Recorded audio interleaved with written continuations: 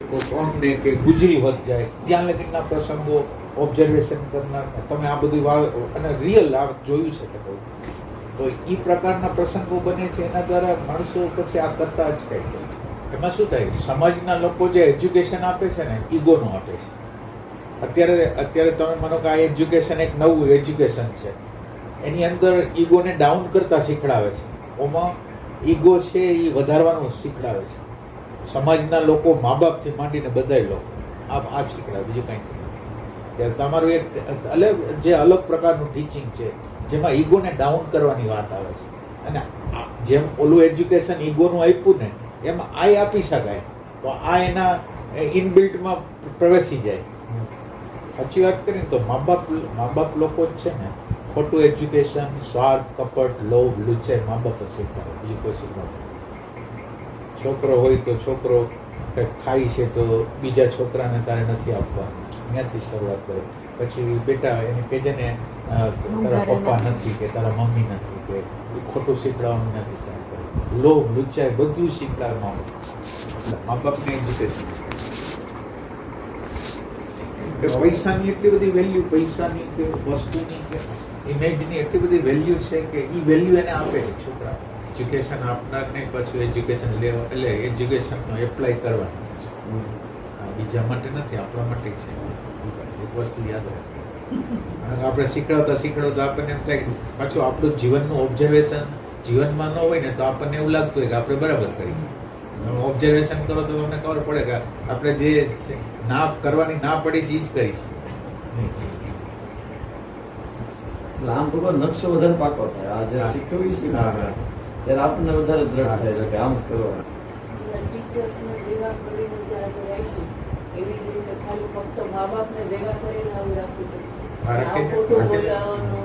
ના એટલે આ પ્રકાર કરીએ પેરેન્ટિંગ નો પ્રોગ્રામ. ના એટલે પેરેન્ટ બરાબર સમજી જાય એટલે તમારે ઘણી સમસ્યા ઉકેલી જાય.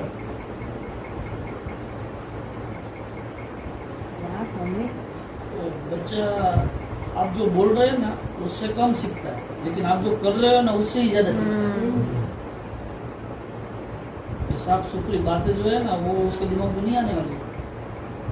पेरेंट्स आप जैसा जीवन जी रहे हो ना ऐसे ही जीने वाला है वो.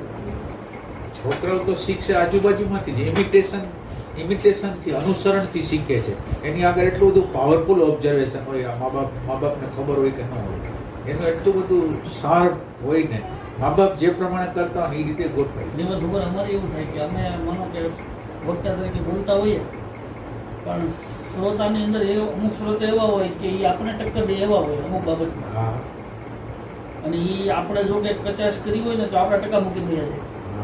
પણ એવું અંદર રાખવાનું કે શ્રોતા કોઈ સાચું કહે છે ને આપણી ભૂલ બતાવે છે તો એ એક્સેપ્ટ કરવાની રાખવી જોઈએ. તો રાકેશ લેક્ચર લેતા હતા હા એટલે એને એવું સમજાયું કે જ્યારે તમે ભણાવો છો ત્યારે આમ થોડું હાલતા ચાલતા ભણાવો, એક્સપ્રેશન સાથે ભણાવો, થોડીક તમે ક્રિયાઓ બતાવો, તમારી અદાઓ બતાવો, ફેશિયલી કંઈક બતાવો, તમારી આંખથી કંઈક કહો, એવું ઘણું સરસ વાત કરે. પછી એમાંથી એક શિક્ષકે પ્રશ્ન કર્યો એ કે પણ સાહેબ જ્યારે બહુ મહત્વનો લેસન આવતો હોય ને ત્યારે હલીચલી ખરેખર ન કરવી જોઈએ કારણ કે બરોબર તમને પીતા હોય જે સાંભળનારો છે. અને હવે શું થાય કે તમે જ્યારે એક્સપ્રેશન કરવા જાઓ ને તો ત્યાં ધ્યાન વયું જાય ને તો આપણું શ્રવણમાં કચાશ થાય. એટલે એને તરત સ્વીકારી લીધું કે તમારી વાત સાચી છે. મને બહુ ગમ્યું. મેં વાહ એ કે નહીં આ વાત સાચી છે અમારામાં નહોતું તમે એડ કરાવ્યું તો મને એમ છે વાહ અને લઈ દીધું. ના એટલે કુદરત પાછું કોમ્પ્લિમેન્ટરી હોય. બહારમાંથી જે અધૂરું આપણાથી થઈ ગયું હોય ને એને કમ્પ્લીટ કરે. એટલે 80% એ નિયમ જો કરતો એ સાચો હતો પણ 20% એવી પરિસ્થિતિ હોય કે જ્યારે તમે કોઈ સોલિડ કન્ટેન્ટ હોય ને તો તમારે ચાલવાની જરૂર નથી. તો હું જે કહેતો હતો કે તમે કંઈક લખવા આપ્યું છે હવે તો દરેક વિદ્યાર્થી પાસે આંટો મારો કે ભાઈ આ બરાબર કરે છે ને હું કહું છું ત્યારે એની અથવા તમારો ટોપિક બદલાય છે તો અલગ અલગ જગ્યાએ તમે જ્યારે એને એટલે 80% હું કહેતો હતો પણ એને 20% ગોતીને પાછું કહી દીધું. એટલે આખું થઈ ગયું. આખું થઈ ગયું. હંમેશા એક જ વસ્તુ બધી જગ્યાએ લાગુ ન પડે. કુદરતે પોતે બધી વસ્તુમાં અપવાદ રાખ્યો છે તો આપણે અપવાદ તો અહીંયા હોય જ ને. ક્લાસ કંટ્રોલની પણ ટેકનિક શીખવાનું પણ ઘણી વાર એવું હોય કે આપણે જે ટેકનિક શીખ્યું ને એની કરતાં બીજા પાસે ઘણી બધી બીજી સરસ ટેકનિક હોય. અને એ સિવાય તમે જે ટેકનિકલ બાબતનું જ્ઞાન કરતા તમારી આપસુજી જે વખતે જે ક્ષણે બદલો હા. ત્યારે આપસુજ હા તમારી પ્રેઝન્સ છે. આ કોમ્યુનિકેશન કર્યું, આ કોમ્યુનિકેશન બનાવનારની આગળ પહોંચી જાય એને પ્રોત્સાહન મળે. આ કોમ્યુનિકેશન એમ. અને જ્યારે તમે એપ્રિસિએશન કોઈનું કરો છો એટલે એની અંદર પોઝિટિવનેસ આવે, એની અંદર લર્નિંગ આવે. પછી તમે કંઈ પણ વસ્તુ બોલશો તો એ સાંભળશે. ઓલું તમે એપ્રિસિએશન જ કરતા નથી, ટીકા જ કરો છો. આપણી ઘરની અંદર એવું હોય કે દાળ ભાત શાક દરરોજ સારા બનતા હોય તો કાંઈ બોલે નહીં, એક દી ખરાબ બને તો એ કરે. તો હવે તમે વિચાર કરો, એપ્રિસિએશન 0 અને નેગેટિવિટી સ્ટાર્ટ. એટલે જીવનના પ્રશ્નો શરૂ થાય છે આવું નાની નાની બાબતોથી. નાની નાની બાબતો જે તમે કરતા નથી એને લીધે પ્રશ્ન, બધાને એમ લાગે છે પ્રશ્ન બહુ મોટો હોય છે. પ્રશ્ન આવ નાનો હોય છે. ખાલી વાઈફે હરખી સાડી પહેરી છે, સરસ સાડી પહેરી છે અને તમે એનું એપ્રિસિએશન કરો કે કેટલું સરસ છે, બહુ ભાવ. ખાલી આટલું જ કર્યું તમે બધા, તમે એનો વિશ્વાસ. પછી તમે રસોઈ કહો કે રસોઈ બહુ સરસ. પછી કોક આવ્યું હોય ને કોકને કે અમારે આ વાઈફને લીધે અમારા જીવનના નિર્ણયો બહુ સારી રીતે કરી શકે. ખાલી આમ અને સાચું ભાઈ, ખોટું નથી કહેતા, સાચું. તો એ રીતે એને પછી એક શ્રદ્ધા બંધાઈ જાય. અત્યારે અવિશ્વાસની જે લાગણી છે એટલા માટે કે એને ક્યાંય એપ્રિસિએશન જ જોયું નથી, ખાલી ભૂલ જ દેખાડવામાં આવી છે.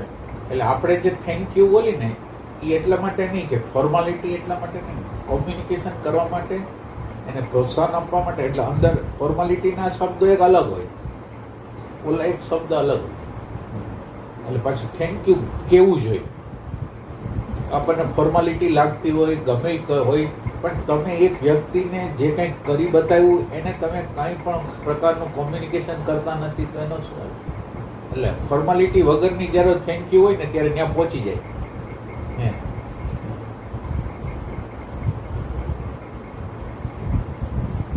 કોઈની ઘરે જાય છે ને આપણને કોઈ જમાડે છે. હવે આપણે એની ઘરે ગયા છીએ જમાડવા માટે, એ સવારે વહેલા ઉઠી ગયા છે, એને પોતાની રીતે કેટલી બધી મહેનત, એટલું બધું કર્યું છે અને આપણને જમવા આપે. આપણને જ્યારે જમવા આપે છે ત્યારે તો રેડીમેડ થઈ ગયેલું છે. એની પહેલાંની આખી પ્રોસેસ શું છે એ આપણને ખબર નથી, એટલે આપણે એપ્રિસિએશન નથી કરતા. એટલે એક વ્યક્તિ રાંધે છે, ખવડાવે છે, પીવડાવે છે, તેની અંદર કેટલી બધી મહેનત હોય છે. એટલે આપણને આપણે સેન્સિટિવિટી નથી, એટલે અંદાજ નથી. એટલે જીવનની યાત્રા હોવી જોઈએ પ્રભાવથી અહોભાવ લગી. પ્રભાવ છે એ આપણે હાવ નીચેના સ્ટેટમાં છીએ, એટલે અહોભાવ છે એ વેરિફિકેશન કરી છે એટલે અહોભાવ થાય છે. બે વચ્ચેનો બહુ સાચું કહું ને, આ દુનિયામાં અવતારોથી, ભગવાનથી, સંતોથી જે પ્રભાવિત ન થાય ને એ જ લોકો ભગવાનને પામવા. આટલું યાદ રાખવું. કોઈથી નાનકડું હરખો એનાથી ઇમ્પ્રેસ થઈ ગયા ને એટલે વાત ગઈ. અહોભાવ એક અલગ વસ્તુ છે, એનું તમે વેરિફિકેશન કરો છો. સેજ પણ નાનકડો હરખો પ્રભાવ જણાય ને એટલે તમને પરમાત્મા નહીં મળે. અને અહોભાવ માટે તમારે મહેનત કેટલી કરવી પડે ને પ્રભાવ માટે તમારે કઈ મહેનત કરવાની નથી. અને આમ માણસો પ્રભાવથી તો જીવે છે. આ સમાજના લોકોએ જે પ્રકારનું હિપ્નોટિઝમ બિચારા બાળકોને આપી દીધું, તમે ભણો, લગ્ન કરો, કમાવો અને બસ મજા કરો. આ હિપ્નોટિઝમ છે એના દ્વારા કોઈ દી પૂછતો જ નથી કે પૈસા થઈ ગયા, બધુંય છે, હવે શું કરું, એવું કોઈ પ્રશ્ન કરતો નથી.